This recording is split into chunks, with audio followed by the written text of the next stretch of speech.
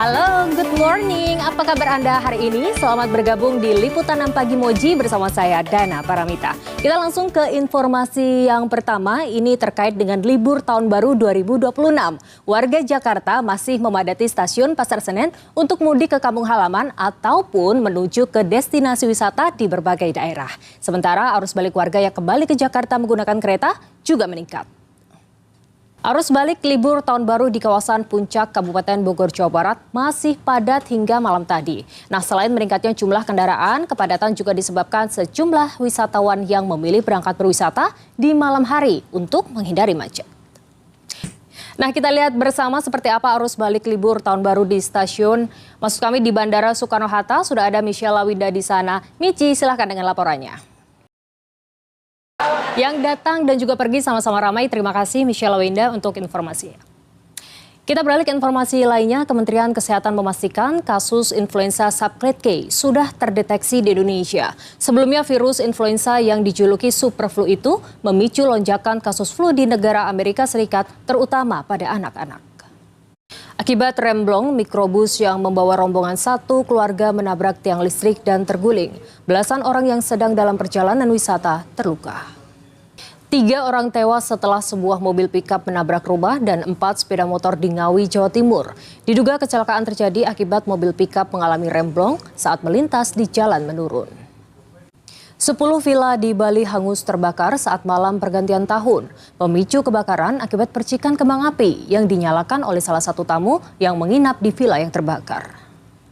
Kita beralih ke informasi lainnya, saudara. Banjir dan longsor susulan kembali menerjang Agam, Sumatera Barat. Bencana yang terjadi tiba-tiba di saat cuaca cerah ini membuat warga berhamburan mencari tempat yang aman. Longsor susulan yang kembali terjadi hingga 5 kali membuat Agam, Sumatera Barat mencekam. Material lumpur disertai batu dari perbukitan menerjang permukiman. Bagi setiap ibu, rumah adalah tempat paling hangat dan aman untuk menyambut kelahiran buah hati. Tapi para penyintas bencana Sumatera tak punya pilihan lainnya. Tanpa ranjang rumah sakit dan perlengkapan yang memadai, seorang ibu di Lokop, Aceh Timur terpaksa melahirkan di sebuah ruang kelas tempatnya mengungsi.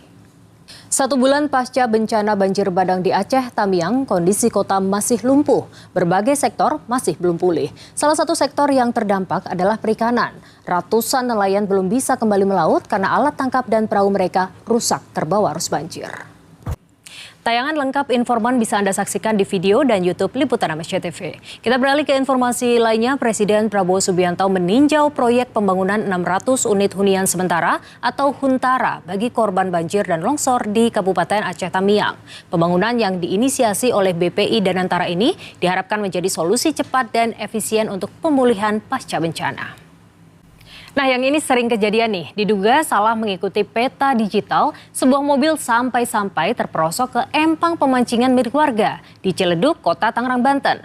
Evakuasi mobil dilakukan dengan kendaraan damkar dibantu warga. Baru selesai isi bahan bakar, sepeda motor tiba-tiba terbakar di SPBU. Besarnya kobaran api membuat panik pengendara yang lain.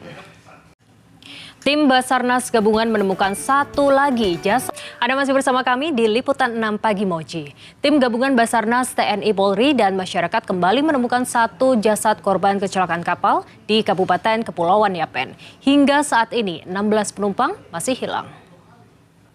Kementerian Kesehatan mencatat penyakit kulit dan gangguan pencernaan sebagai keluhan kesehatan yang paling banyak dialami masyarakat Baduy. Kondisi ini diduga akibat keterbatasan akses air bersih dan sanitasi di wilayah Baduy. Pemerintah Kabupaten Jayapura merespons kondisi keterisolasian warga Kampung Omon, Distrik Gresik Selatan, Kabupaten Jayapura. Selama bertahun-tahun, masyarakat di wilayah ini hidup dengan keterbatasan akses layanan dasar, terutama jalan dan pelayanan kesehatan. Bertahun-tahun menunggu dan harus memutar jauh setiap harinya untuk beraktivitas, warga Sika Flores, Nusa Tenggara Timur akhirnya mendapatkan jembatan yang sudah lama diharapkan.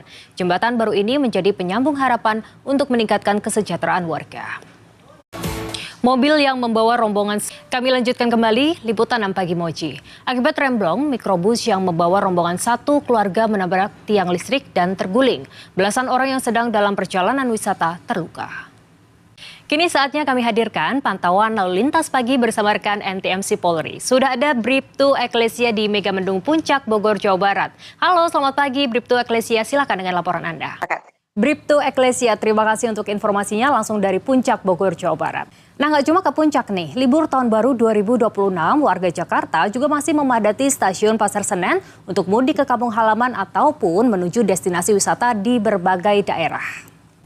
Dan selesai sudah kebersamaan kita di Liputan 6 Pagi Moji kali ini. Saya Dana Paramita dan juga segenap tim yang bertugas pamit undur diri. Sampai jumpa di Liputan 6 Pagi Moji berikutnya dan selamat beraktivitas. Bye!